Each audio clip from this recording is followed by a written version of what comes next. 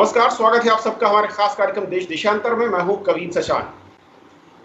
और अब जबकि लॉकडाउन 3 का अनाउंसमेंट हो चुका है, तो आज अपने कार्यक्रम में समझेंगे कि लॉकडाउन 1 जब शुरू हुआ, यानी कि 21 मार्च के बाद से अब तक की तस्वीर किस तरीके से रही है, क्या बदलाव हुए हैं, अगर वो संक्रमण को रोकने की दिशा में उठाए गए कदम हो वो कहां तक कारगर और कितने कमजोर रहे हैं।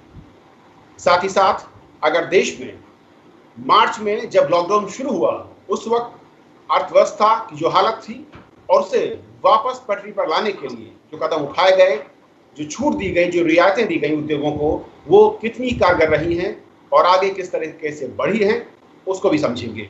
और साथ ही कोरोना वायरस से निपटने के लिए स्वास्थ्य विभाग की ओर से उठाए गए कदम, वैक्सीन या फिर उसके इलाज को लेकर जो नए प्रयास हैं वो कहां तक पहुंचे हैं। हमारे साथ 3 बेहद खास मेहमान हैं। आर.के. श्रीवास्तव हमारे साथ हैं, farmer director general health services government of India से। श्रीवास्तव सर, बहुत बहुत स्वागत आपका। धन्यवाद। जयंत दासगुप्ता हमारे साथ हैं, फॉर्मर एम्बेसडर WTO। सर, स्वागत है आपका। डॉक्टर सौरभ मित्तल हैं, असिस्टेंट प्रोफेसर हैं पल्मोनरी मेडिसिन एम्स से। सौरभ, आपका भी बहुत बहुत स्वागत। श्रीवास्तव सर, आपसे जिस तरीके से हमने लॉकडाउन 1 का जब अनाउंसमेंट किया गया और आज जब लॉकडाउन 3 का अनाउंसमेंट हो चुका है, उसकी गाइडलाइंस हमारे सामने हैं, किस तरीके से देखते हैं स्वास्थ्य सर्विसेज की शुरुआत को, संक्रमण रोकने की दिशा में उठाए गए कदमों को, और आज जहां पर खड़े हुए हैं? देखिए, तकरीबन 45 दिन का टाइम गुजरा है और इस दौरान 2 बार ये लॉकडाउन जो बढ़ा है वो 2 चीजें बताता है।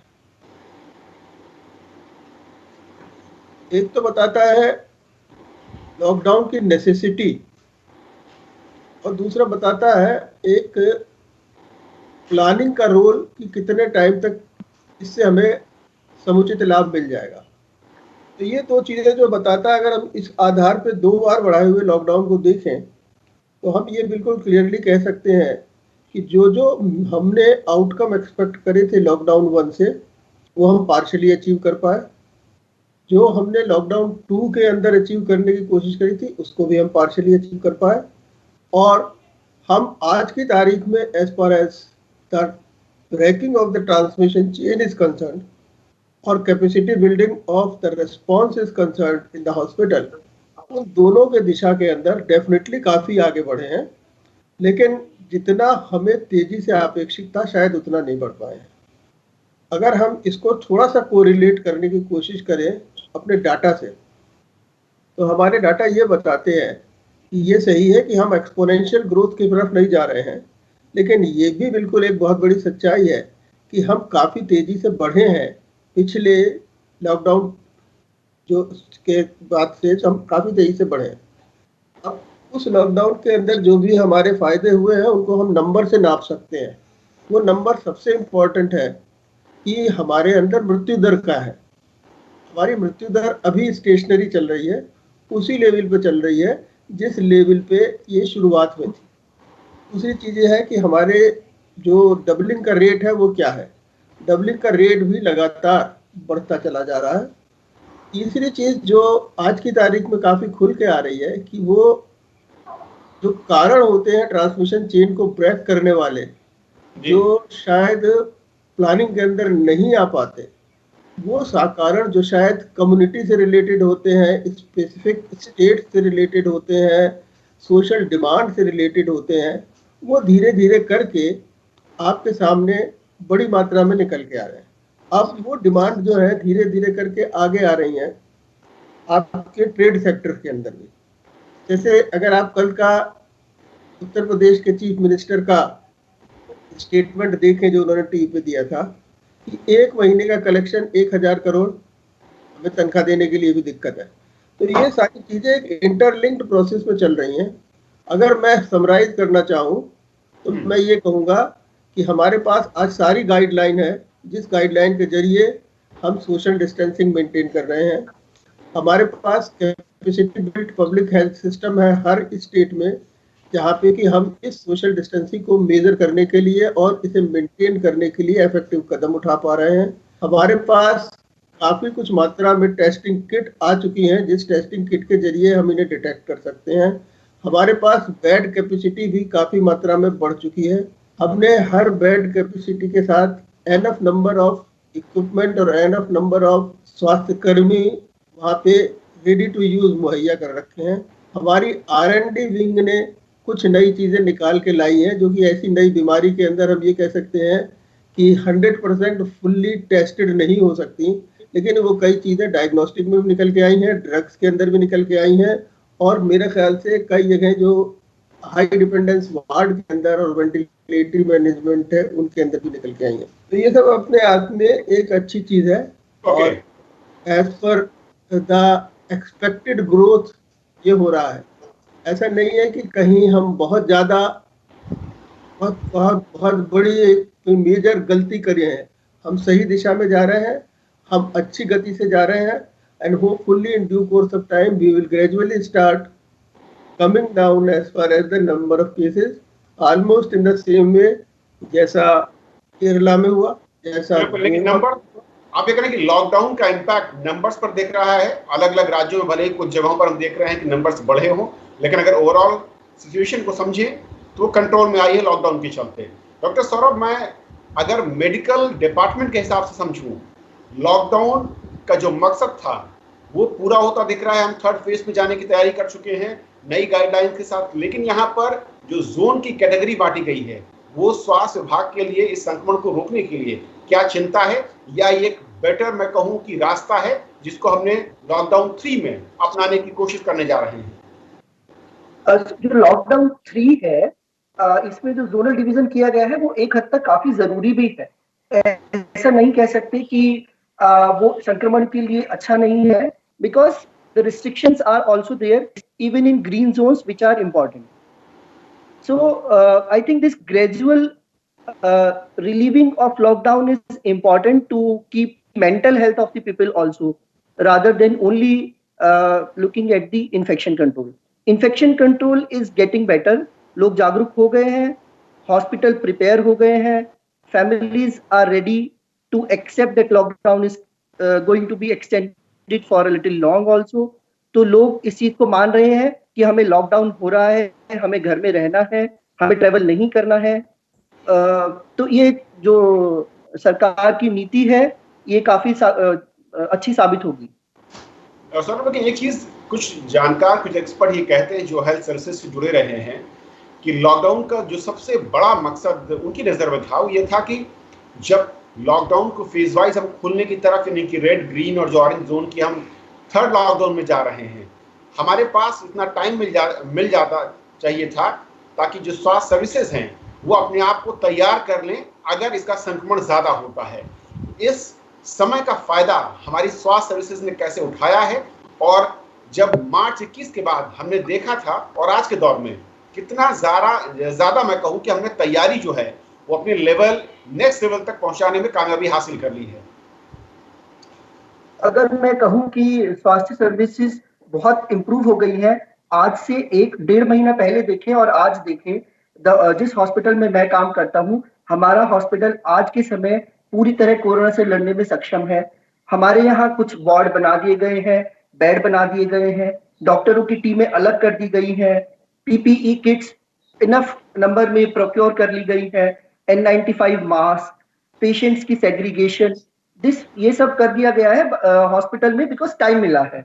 और ये सब पूरे देश में हो रहा है। अगर आप पिछले 1.5 महीने में देखें तो पूरा स्वास्थ्य मंत्रालय और स्वास्थ्य विभाग सिर्फ इसी में लगा हुआ है। अगर हम देखें, हमारा जो डॉक्टरों की ट्रेनिंग हो गई है। पहले क्या था कि बहुत सारे हॉस्पिटल है जहां वेंटिलेटर नहीं है, जहां ऐसे मरीज आते ही नहीं है जिनको वेंटिलेटर की जरूरत है या जिनको ऑक्सीजन की जरूरत है। उन अस्पतालों में ऑक्सीजन मुहैया करा दी गई है। ओके, जैन सर, जो सौरभ से समझना चाह रहा था, लेकिन लॉकडाउन का सबसे बड़ा जो नुकसान दिखा या मैं कहूं कि इम्पैक्ट, वो इकोनॉमी को लेकर है। और ये साफ है, इसीलिए शायद दुनिया के कई देशों ने लॉकडाउन नहीं अपनाया और हमने देखा कि वहां नंबर्स लाखों में पहुंच चुके हैं।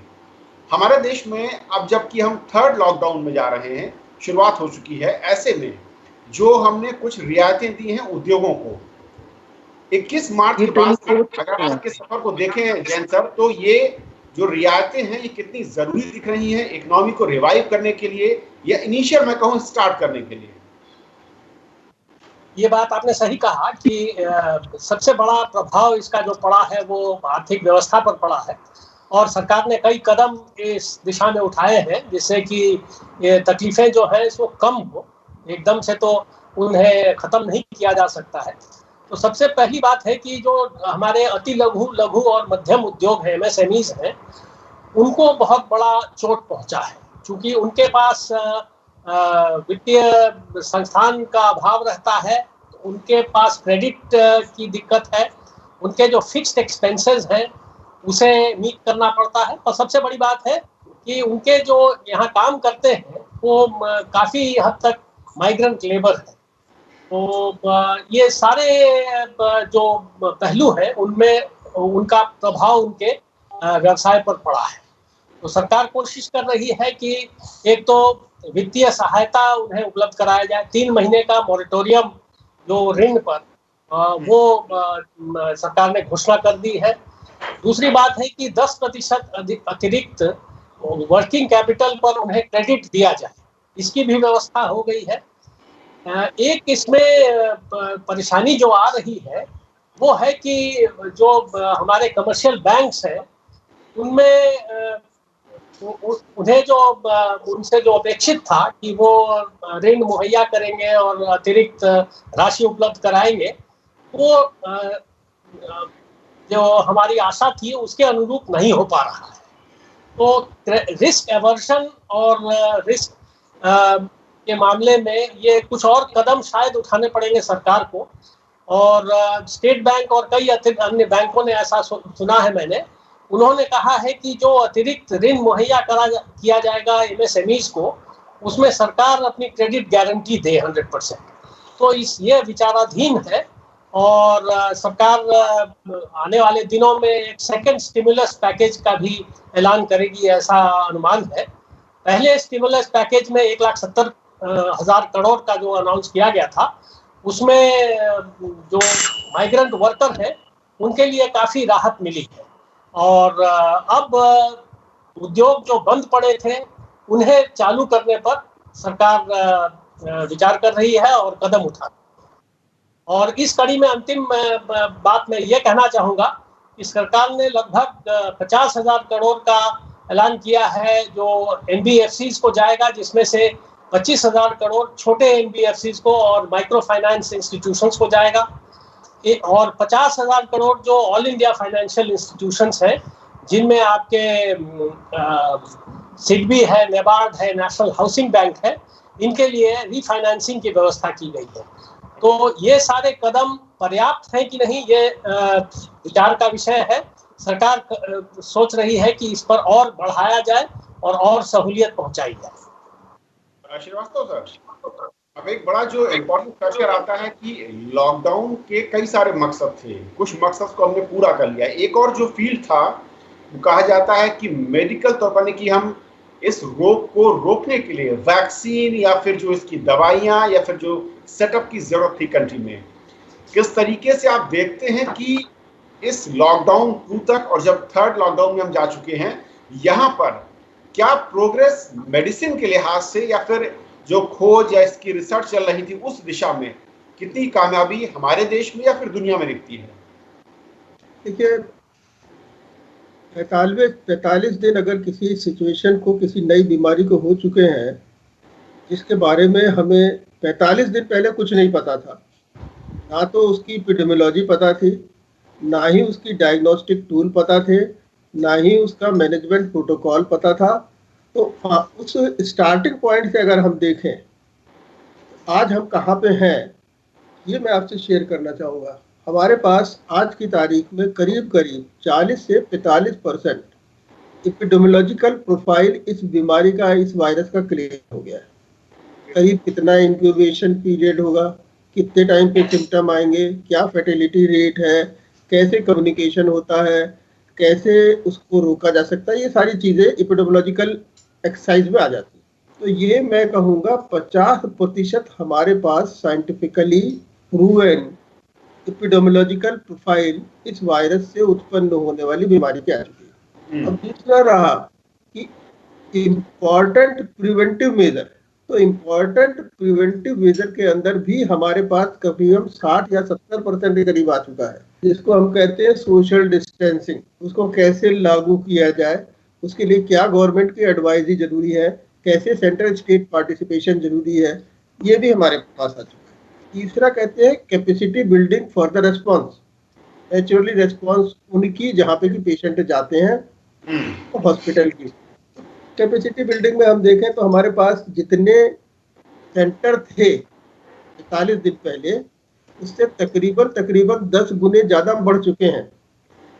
और वो सेंटर्स जो है वो हर तरीके का काम कर रहे हैं, स्क्रीन भी कर रहे हैं, वो उसके साथ क्वारंटीन भी कर रहे हैं, वो उसके साथ आइसोलेशन में भी डाल रहे हैं, वो उनको ओपीडी ट्रीटमेंट भी दे रहे हैं, अगर वो ज़्यादा सिक होते हैं तो उनको वो हॉस्पिटलाइज भी कर रहे हैं और हॉस्पिटलाइज करके ट्रीटमेंट दे रहे हैं। अब इसमें जो सबसे बड़ी चीज आती है वो आती है कि हॉस्पिटलाइज ट्रीटमेंट, क्योंकि मॉर्टेलिटी वहीं होती है, जी मरते वहीं पे। अब एक बड़ी अजीब सी चीज होती है कि जब कोई ऐसी कंडीशन आती है जिसका काज हमें ठीक से नहीं पता, जैसे एक चीज कही जाती थी निमोनिया कर देता है, निमोनिया का ट्रीटमेंट स्टैंडर्ड ट्रीटमेंट प्रोटोकॉल है, हम उसको फॉलो करते हैं। फिर थोड़े दिन बाद ये पता चला कि नहीं, ये एक तरीके की एंडोथेलियल डैमेज करता है, जिसको साइटोकाइनिन स्ट्रोम होता है, और इसकी वजह से इसके अंदर एक तरीके के थ्रोम्बोएम्बोलिक फिनोमिना होता है। तो ये दूसरे तरीके की थ्योरी आई, इसकी दूसरी। तो ये प्रोटोकॉल एस्टेब्लिश हो रही हैं और उस प्रोटोकॉल को एस्टेब्लिश होने में समय लगेगा।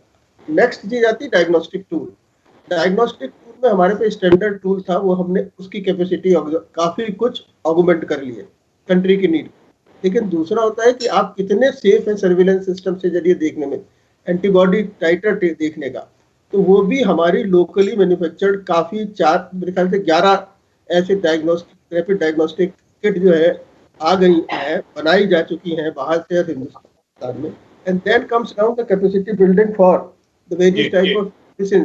तो मेडिसिन में भी हमारे पास 3 मेडिसिन आज की तारीख में जिसकी स्टडीज चल रही हैं, वो तीनों मेडिसिन जैसे आपकी ये क्या कहते हैं, ये क्लोरोक्विन वाले ग्रुप की है और एंटी रेट्रोवायरल वाले ग्रुप की है, और अभी प्लाज्मा थेरेपी के ऊपर चल रहा है। सारी चीजें जो है ये धीरे धीरे करके स्टैंडर्डाइज हो रही है, लेकिन ये समय लगाएंगी। किस पेशेंट में किस इंडिकेशन में कौन सी दवा यूज करनी है, उसका प्रिवेंटिव रोल क्या है, उसका क्यूरेटिव रोल क्या है, और इसी तरीके से वेंटिलेटरी मैनेजमेंट का कि किस पेशेंट को वेंटिलेशन पे डालना है, किस पेशेंट को हमें वेंटिलेशन पे नहीं डालना है, सिर्फ ऑक्सीजन से ट्रीट करना है। ये सारी चीजें बिल्टअप हो गई। अब इन बिल्टअप को अगर हम वैक्सीन से जोड़ें, जो अल्टीमेट चीज है, तो 2 कंपनी हिंदुस्तान के अंदर काफी आगे चल रही है। एक है सीरम इंस्टीट्यूट पूना का। अब वो सीरम इंस्टीट्यूट ऑक्सफोर्ड के साथ मिल करके उन्होंने जो अपनी कैपेसिटी दर्शाई थी, जो रिजर्व कैपेसिटी है, वो काफी अधिक थी, मेरे ख्याल से 300 to 400 मिलियन डोजेज उन्होंने कहा था कि हमारे पास रिजर्व कैपेसिटी हम बिल्टअप करेंगे। अब ऑक्सफोर्ड के साथ मिलकर के जब ये कैपेसिटी बिल्टअप करेंगे, नेचुरली पहले ऑक्सफोर्ड का सिस्टम से क्लियरेंस आएगा। ये इसके पार्टनर ऑर्गेनाइजेशन है, इनका काम है इसको बल्क में प्रोड्यूस करना। तो जब बेस लाइन बन के आएगा तो बल्क बनेगा, तब यहाँ प्रोड्यूस होगा। फिर इन्हें एक ब्रिज स्टडी करनी पड़ेगी जिसमें 1000 पेशेंट की का कुछ लिमिटेड नंबर की ब्रिज स्टडी इंडिया का DCGI जो है वो नहीं करवाएगा। तो मैं समझता हूँ कि इस कंपनी की दवा इतनी भी तेजी से चलाए, इस साल के आखिर तक या अगले साल के मिडिल तक आएगी। दूसरा आपका जो है एक और कंपनी है भारत बायोटेक वाली, उसका भी US वाले के साथ टाई अप चल रहा है, वो थोड़ा सा ज्यादा टाइम है। तो हम वैक्सीन की दिशा में भी चल रहे हैं, दवाई की दिशा में भी चल रहे हैं, डायग्नोस्टिक की भी दिशा में चल रहे हैं, और पब्लिक हेल्थ मेजर की दिशा में भी। एक चीज सर, ओवर 8% आगे जी, जो थर्ड लॉकडाउन में हम देख रहे हैं कि जोन का डिवीजन अलग अलग जिलों के लिहाज से किया गया है, ये जो कदम है ये कितना महत्वपूर्ण दिख रहा है और इसका रिस्क फैक्टर क्या है? देखिए, जब हम ये इनको अपनी संख्या के आधार पे कितने एक्टिव केसेस वहाँ पे हैं उसके आधार पर उनको विभाजित करते हैं। तो भारत सरकार ने 3 मेजर गाइडलाइन लिए, उसमें सबसे महत्वपूर्ण था कि कितने नंबर ऑफ केसेस वहाँ पे प्रतिदिन ऐड हो रहे हैं। तो एक तरीके की वार फुटिंग पे की जाने वाली कंटेनमेंट एक्सरसाइज है, और कंटेनमेंट एक्सरसाइज की सक्सेस डिपेंड करती है कि जो बेसिक प्रिंसिपल है कि इसके अंदर जो है वो बाहर ना जा सके और बाहर जो है वो अंदर ना जा सके। अगर सिस्टम जो है तो मेडिकल सिस्टम कम और जो पुलिसिंग सिस्टम और सरकारी सिस्टम ज्यादा है और पब्लिक पार्टिसिपेशन जिसके अंदर शायद बहुत बहुत इम्पोर्टेंट है, अगर वो अच्छी प्रकार से लागू किया जा सके तो ये एक बहुत सक्सेसफुल चीज होगी। और दूसरा, अगर वो नहीं सही पूर्वक लागू किया जा सकता किसी भी वजह से, तो फिर ये जो है ना एक तरीके की चेन रिएक्शन पैदा कर देती है। हमें बांध दिया गया, हम इसके अंदर बंध गए, हम बर्दाश्त नहीं कर पा रहे हैं, हमें निकल भागना है, तो ये मैसेज जो होता है ना बड़ी तेजी से वायरल होता है।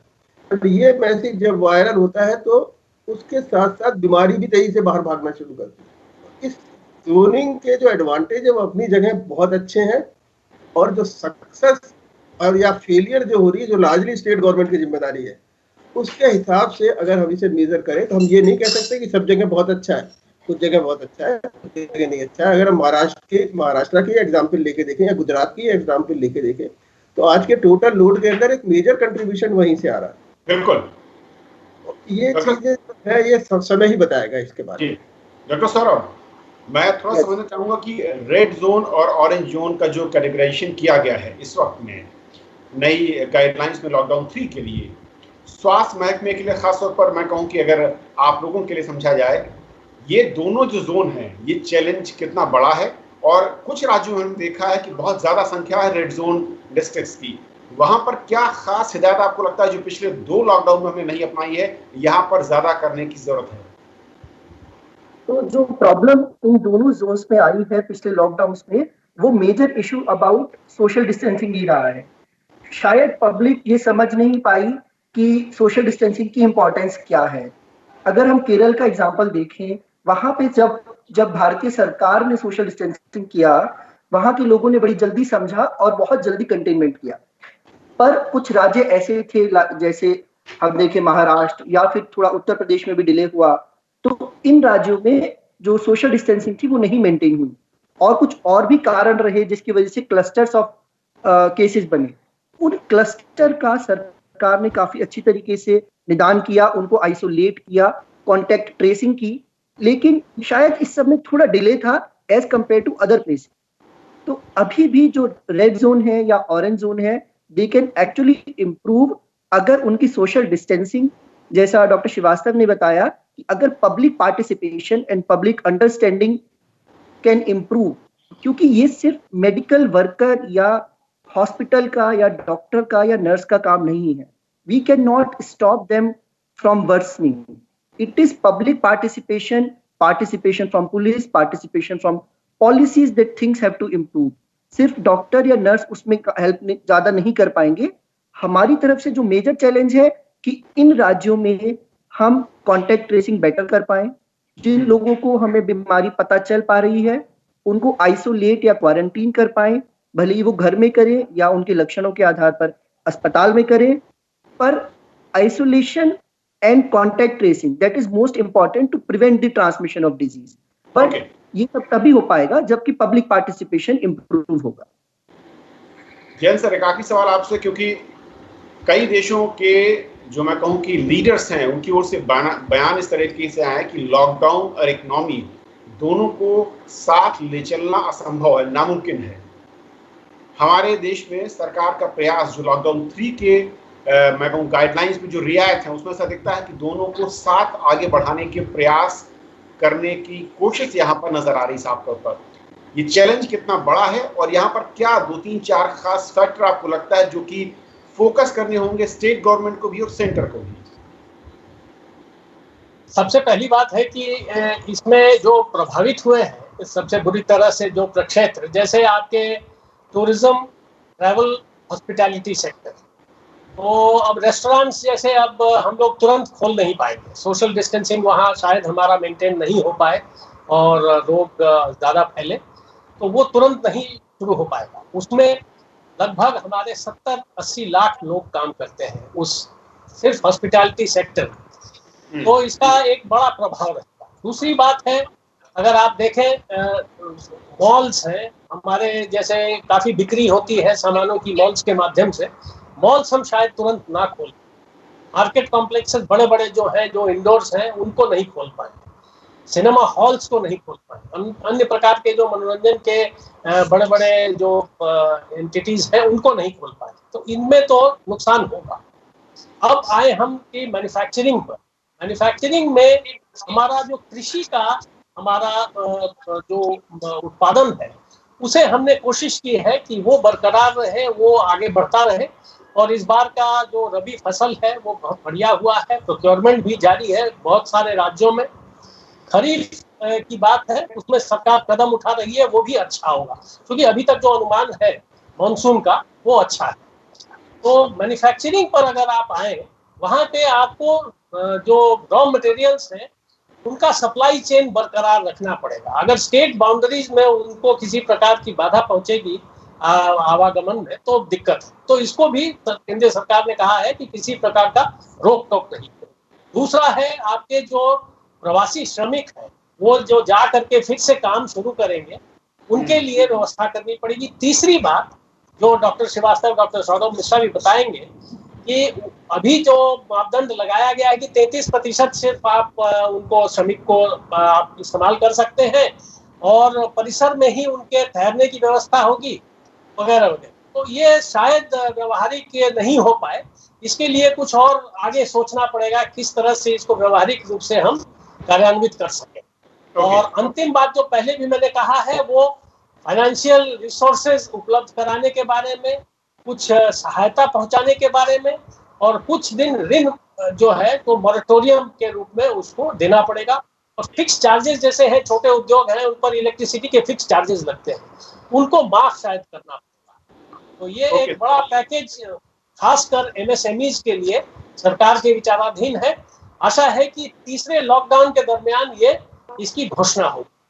ओके सर, बहुत बहुत शुक्रिया आप तीनों मेहमानों का हमारे साथ इस चर्चा में शामिल होने के लिए। और जब हम इस वक्त लॉकडाउन 3 में प्रवेश कर चुके हैं और देश में जो 3 जोन की कैटेगरी बनाई गई है जिसमें 130 जिले रेड जोन में है, 284 जिले ऑरेंज जोन में और 319 जिले ऐसे हैं जो कि ग्रीन जोन में हैं, यानी कुल मिलाकर 733 जिलों में से सिर्फ 319 जिले हैं जहां पर तमाम कामधाम पुराने ढर्रे यानी कि 21 मार्च से पहले की जो स्थिति थी वो बहाल हो गई है। लेकिन चैलेंज रेड और ऑरेंज जोन को ग्रीन जोन में बदलने का है और इसमें देखना है कि अगले 2 हफ्ते में किस तरीके का परिवर्तन आता है। तो फिलहाल इतना ही, नमस्कार।